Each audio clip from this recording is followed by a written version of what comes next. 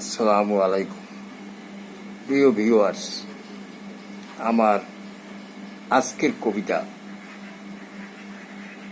যুদ্ধবিধ্বস্ত গাজা।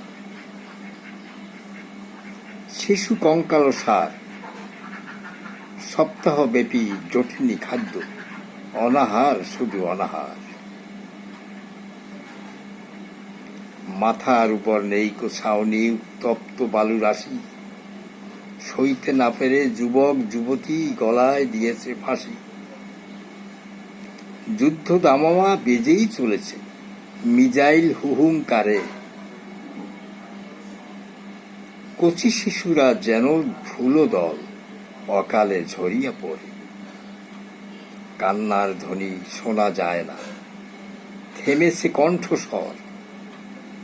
চোখের পানি ঝরে না কো আর, শুকায় গণ্ডপর। প্রচণ্ড সে বোমার আওয়াজ, কর্ণে পশিলে কালা। মনে হাহাকার, চোখে নেই পানি, পেটে তে ক্ষুধার জ্বালা। এখনো কেন ঘুমায় বিশ্ব, জেগে ওঠো হুঙ্কারে। ইসরায়েল ইহুদিদের পাঠাও জমের ঘরে। ধন্যবাদ। সবাই সুস্থ থাকুন, ভালো থাকুন।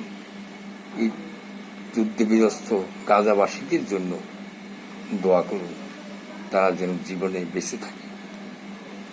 আসসালামু আলাইকুম রহমতুল্লাহ বারকাতুহু।